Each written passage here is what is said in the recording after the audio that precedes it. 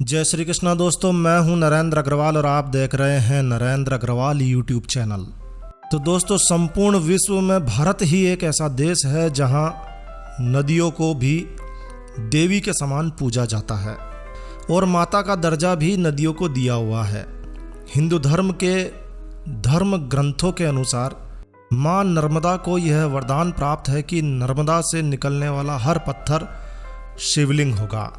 और आज भी नर्मदा से निकलने वाला हर पत्थर शिवलिंग के आकार में ही निकलता है। यह भी मान्यता है कि नर्मदा से निकलने वाले शिवलिंग को प्राण प्रतिष्ठा किए बिना ही शिवलिंग के रूप में पूजा जा सकता है। अतः नर्मदा के हर पत्थर को नर्मदेश्वर महादेव के रूप में जाना जाता है, जिसे आप घर में लाकर सीधे ही पूजा अभिषेक कर सकते हैं। मान्यता है कि नर्मदेश्वर शिवलिंग की पूजा से समस्त सुख संपत्ति वैभव प्राप्त होता है और जीवन की बड़ी से बड़ी मुसीबत भी दूर हो जाती है। यह भी किसी चमत्कार से कम नहीं है कि नदी में बहते हुए शिलाखंड स्वतः ही अपने आप ही शिवलिंग का रूप धारण कर लेते हैं, जो कि भगवान शिव का ही चमत्कार है। नर्मदा से निकलने वाले यह शिवलिंग ओंकारेश्वर व घाबड़ी कुंड में भी प्राप्त होते हैं। इन शिवलिंगों का स्वरूप बहुत ही सुंदर और चमकीला होता है। तो आखिर क्यों नर्मदा नदी का हर पत्थर शिवलिंग के रूप में ही निकलता है और क्यों वह स्वयं सिद्ध पूजनीय होता है? आज इस वीडियो में हम आपके साथ यही जानकारी शेयर करने जा रहे हैं। तो पूरा वीडियो देखिए, कहीं ना कहीं ये वीडियो आपके लिए काफ़ी उपयोगी साबित होगा। तो आइए शुरू करते हैं। तो इसका वर्णन आपको स्कंद पुराण में मिलेगा। स्कंद पुराण की एक कथा के अनुसार एक बार की बात है, भगवान शंकर ने पार्वती जी को भगवान विष्णु के शयन काल के समय यानी कि चातुर्मास के समय ओम नमो भगवते वासुदेवाय मंत्र का जाप करते हुए तप करने के लिए कहा। पार्वती जी भगवान शंकर भोलेनाथ से आज्ञा लेकर चातुर्मास शुरू होने पर हिमालय पर्वत पर तपस्या करने लगी।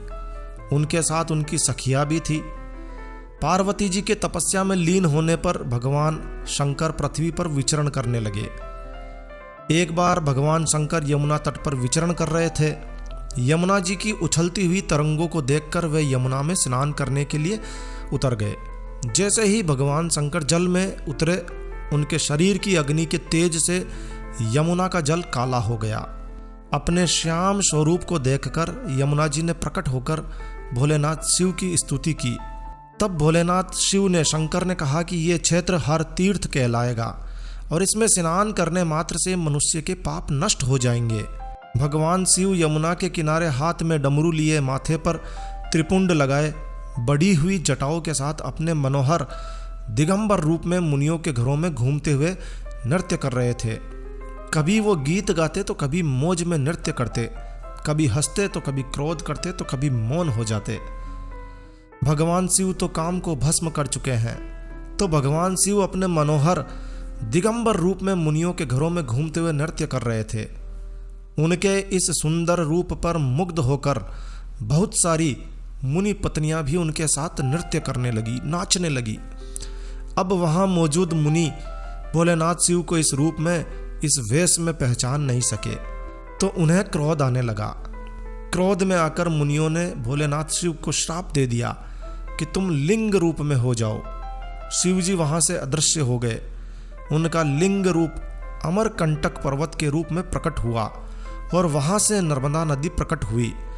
और कहते हैं कि इसी कारण नर्मदा में जितने पत्थर हैं वो सब शिव रूप हैं। लेकिन कहानी यहाँ समाप्त नहीं होती है।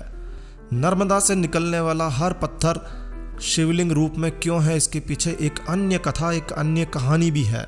जी हाँ, नर्मदेश्वर शिवलिंग के संबंध में एक अन्य कथा और है। जैसा कि आप सभी लोग जानते हैं कि हमारे देश भारत में गंगा, यमुना, नर्मदा और सरस्वती, ये 4 नदियाँ श्रेष्ठ मानी गई है, पूजनीय मानी गई है, माता के समान, देवी के समान मानी जाती है। और इनमें भी इस भूमंडल पर गंगा नदी के समान दूसरी कोई नदी नहीं है। तो यह बात है प्राचीन काल की। प्राचीन काल में नर्मदा नदी ने बहुत वर्षों तक तपस्या करके ब्रह्मा जी को प्रसन्न कर लिया। ब्रह्मा जी प्रसन्न हुए, प्रसन्न होकर नर्मदा के सामने प्रकट हुए। नर्मदा से कहा कि वर मांगो। तब नर्मदा ने कहा, ब्रह्मा जी, हे पितामह, यदि आप वास्तव में मुझ पर प्रसन्न हैं तो मुझे गंगा के समान कर दीजिए। अब ब्रह्मा जी मुस्कुराते हुए बोले, देवी, यदि कोई दूसरा देवता भगवान शिव की बराबरी कर ले, यदि कोई दूसरा पुरुष भगवान विष्णु के समान हो जाए, यदि कोई दूसरी नारी पार्वती जी से समानता कर ले, या फिर कोई दूसरी नगरी काशीपुरी की बराबरी कर ले, तभी कोई दूसरी नदी भी गंगा के समान हो सकती है। तब नर्मदा ने विनम्र शब्दों से कहा, ठीक है, ठीक है, अब मुझे कोई वर नहीं चाहिए। नर्मदा ने भगवान ब्रह्मा जी के वरदान को त्याग कर दिया और काशी चली गई। वहां पिलपिला तीर्थ में एक शिवलिंग की स्थापना की और कठोर तपस्या करने लगी। उनकी तपस्या से भगवान शंकर उन पर बेहद प्रसन्न हो गए। भगवान शंकर नर्मदा के समक्ष प्रकट हुए। उन्होंने उसे वर मांगने के लिए कहा। तब नर्मदा ने कहा, भगवान, तुच्छ वर मांगने से भला क्या फायदा, बस आपके चरण कमलों में मेरी भक्ति बनी रहे, बस मेरी इतनी ही इच्छा है। नर्मदा की बात सुनकर भगवान भोलेनाथ शंकर बेहद प्रसन्न हुए और बोले, हे नर्मदे, तुम्हारे तट पर जितने भी प्रशस्तर खंड यानी कि पत्थर हैं, वे सब मेरे वर से शिवलिंग रूप में हो जाएंगे। गंगा में स्नान करने पर शीघ्र ही पाप नष्ट होते हैं। यमुना 7 दिनों के स्नान से पवित्र करती है। सरस्वती 3 दिन में स्नान करने पर समस्त पापों का नाश करती है। लेकिन तुम्हारे दर्शन मात्र से ही संपूर्ण पापों का विनाश होगा। तुम्हारे दर्शन मात्र से ही संपूर्ण पापों का नष्ट होना तय होगा। तुमने जो शिवलिंग स्थापित किया है वो नर्मदेश्वर शिवलिंग के नाम से जाना जाएगा और वह पुण्य और मोक्ष देने वाला होगा। ऐसा वरदान देने के बाद भगवान शंकर उसी लिंग में समा गए, लीन हो गए। इतनी पवित्रता पाकर नर्मदा भी प्रसन्न हो गई और इसीलिए कहा जाता है कि नर्मदा का हर कंकर शंकर है। आज भी नर्मदा से निकलने वाला हर पत्थर शिवलिंग के रूप में ही निकलता है। और दोस्तों, आप भी नर्मदेश्वर शिवलिंग को अपने घर में स्थापित कर सकते हैं। जी हाँ, अब नर्मदेश्वर शिवलिंग ऑनलाइन बाजार में बड़ी आसानी से उपलब्ध है और आप घर बैठे ही ये शिवलिंग प्राप्त कर सकते हैं। यदि आप कभी नर्मदा के दर्शनों के लिए जाएं तो वहाँ से आप शिवलिंग जरूर लेकर आएँ। और यदि आपको ऐसा सौभाग्य प्राप्त नहीं हुआ है तो आप घर बैठे ही ऑनलाइन बाजार से नर्मदेश्वर शिवलिंग को मंगा सकते हैं। ये काफ़ी महंगा नहीं होता है, आसानी से आप इसे खरीद सकते हैं। तो यदि आप ऑनलाइन बाजार से इसे खरीदना चाहते हैं तो इसके लिए हम नीचे डिस्क्रिप्शन में आपकी आसानी के लिए एक लिंक छोड़ रहे हैं, जहां से आप नर्मदेश्वर शिवलिंग को खरीद सकते हैं। आप चेक कर सकते हैं और ऑनलाइन बाजार से इसे खरीद सकते हैं। तो बस इस वीडियो को यहीं विराम देते हैं। तो दोस्तों, यह जानकारी, यह वीडियो आपको अच्छा लगा हो, यूज़फुल लगा हो तो कृपया लाइक के बटन पर जरूर क्लिक कीजिए। और यदि आपने हमारा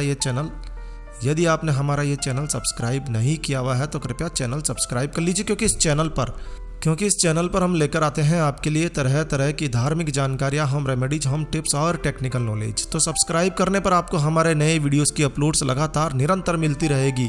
तो अभी सब्सक्राइब के लाल बटन पर क्लिक करके चैनल सब्सक्राइब कर लीजिए। तो एक नया वीडियो, एक नई जानकारी लेकर मैं आपका दोस्त नरेंद्र अग्रवाल फिर मिलूंगा। तब तक के लिए स्टे हेल्दी, स्टे हैप्पी।